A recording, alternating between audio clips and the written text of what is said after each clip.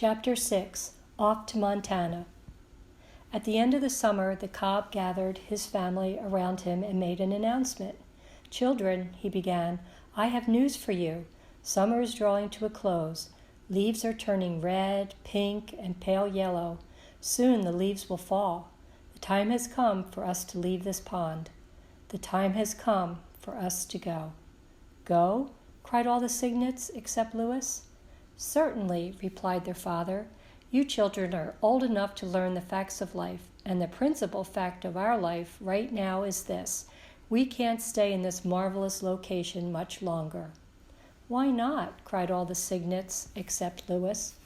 "Because summer is over," said the cob, "and it is the way of swans to leave their nesting site at summer's end and travel south to a milder place where the food supply is good. I know that you are all fond of this pretty pond, this marvelous marsh, these reedy shores and restful retreats. You have found life pleasant and amusing here. You have learned to dive and swim underwater. You have enjoyed our daily recreational trips when we formed in line, myself in front swimming gracefully like a locomotive, and your charming mother bringing up the rear like a caboose. Day long you have listened and learned. You have avoided the odious otter and the cruel coyote.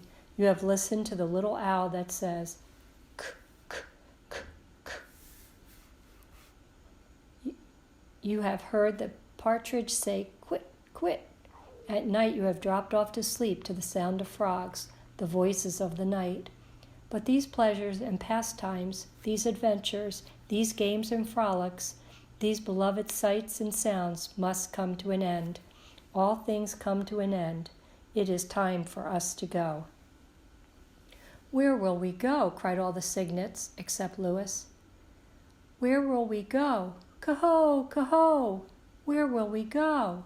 Ka-ho, ka-ho!" "We will fly south to Montana," replied the cob. "What is Montana?" asked all the cygnets except Lewis. "What is Montana? Banana, banana. What is Montana? Banana, banana." "Montana," said their father, "is the state of the Union, and there in a lovely valley surrounded by high mountains are the red rock lakes, which nature has designed especially for swans. In these lakes you will enjoy warm water arising from hidden springs. Here ice never forms, no matter how cold the nights. In the red rock lakes you will find other trumpeter swans as well as the lesser waterfowl, the geese and the ducks. There are a few enemies, no gunners, plenty of muskrat houses, free grain, games every day. What more can a swan ask in the long, long cold of winter?" Lewis listened to all this in amazement. He wanted to ask his father how they would learn to fly and how they would find Montana, even after they learned to fly. He began to worry about getting lost, but he wasn't able to ask any questions. He just had to listen. One of his brothers spoke up. "Father," he said, "you said we would fly south. I don't know how to fly. I've never been up in the air." "True," replied the cob, "but flying is largely a matter of having the right attitude, plus, of course, good wing feathers. Flying consists of 3 parts. First, the takeoff, during which there is a lot of fuss and commotion, a lot of splashing and rapid beating of the wings. Second, the ascent, or gaining of altitude. This requires hard work and fast wing action.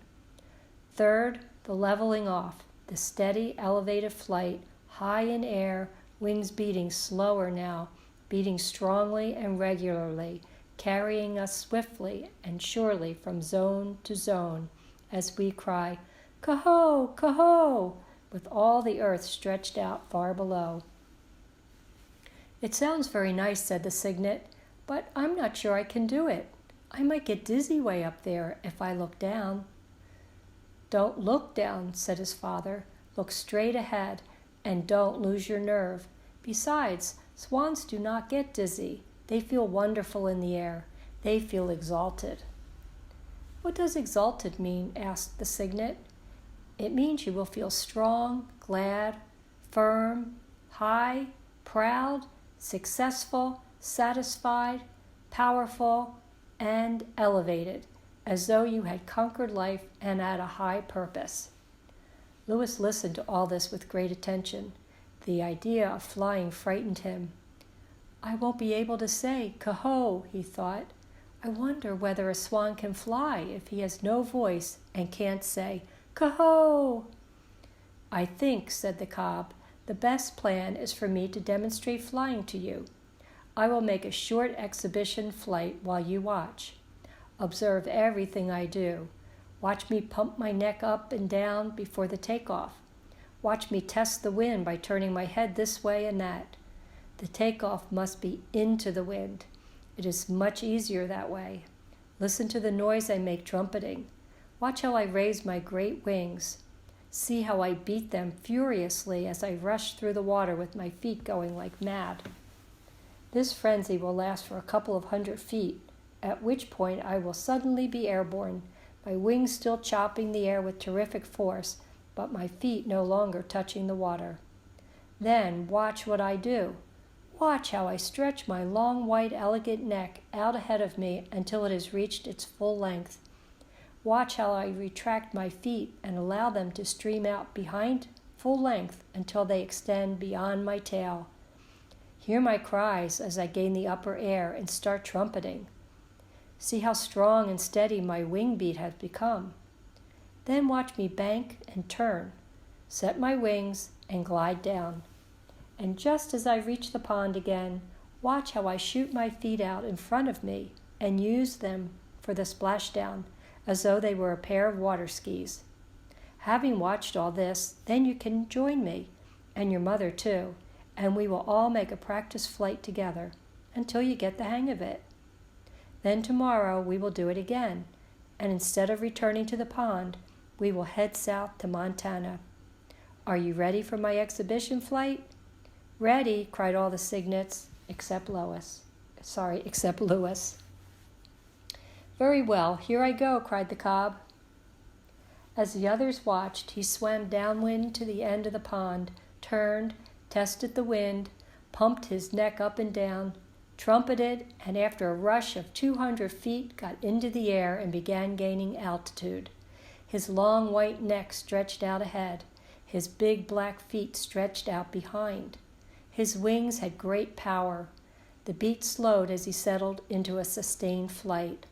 All eyes watched. Louis was more excited than he had ever been. I wonder if I can really do it, he thought. Suppose I fail. Then the others will fly away, and I will be left here all alone on the deserted pond, with winter approaching, with no father, no mother, no sisters, no brothers, and no food to eat when the pond freezes over. I will die of starvation. I'm scared. In a few minutes, the cob glided down out of the sky and skidded to a stop on the pond. They all cheered.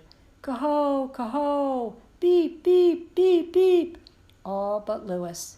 He had to express his approval simply by beating his wings and splashing water in his father's face.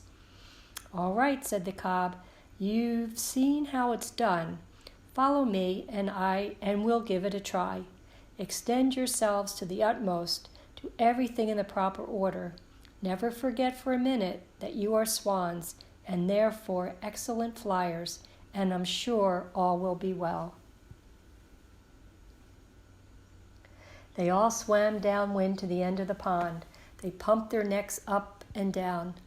Louis pumped his harder than any of the others. They tested the wind by turning their heads this way and that. Suddenly, the cob signaled for the start. There was a tremendous commotion. Wings beating, feet racing, water churned to a froth, and presently, wonder of wonders, there were 7 swans in the air, 2 pure white ones and 5 dirty gray ones. The takeoff was accomplished, and they started gaining altitude.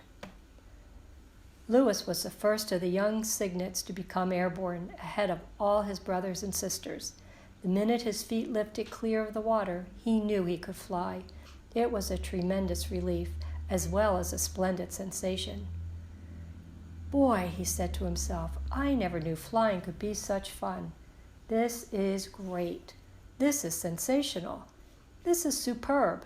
I feel exalted, and I'm not dizzy.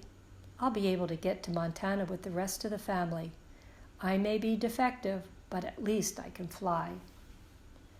The 7 great birds stayed aloft about half an hour, then returned to the pond, the cob still in the lead. They all had a drink to celebrate the successful flight. Next day they were up early. It was a beautiful fall morning, with mist rising from the pond and the trees shining in all colors. Toward the end of the afternoon, as the sun sank low in the sky, the swans took off from the pond and began their journey to Montana. "This way!" cried the cob. He swung to his left and straightened out on a southerly course. The others followed, trumpeting as they went. As they passed over the camp where Sam Beaver was, Sam heard them and ran out. He stood watching as they grew smaller and smaller in the distance and finally disappeared.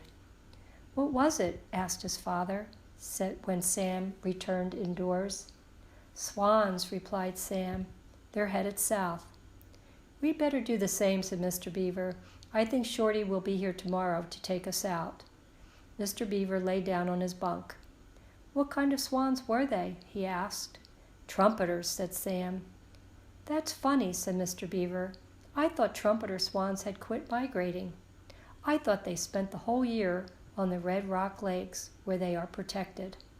"Most of 'em do," replied Sam, "but not all of 'em." It was bedtime. Sam got out his diary. This is what he wrote. "I heard the swans tonight. They are headed south. It must be wonderful to fly at night. I wonder whether I'll ever see one of them again. How does a bird know how to get from where he is to where he wants to be?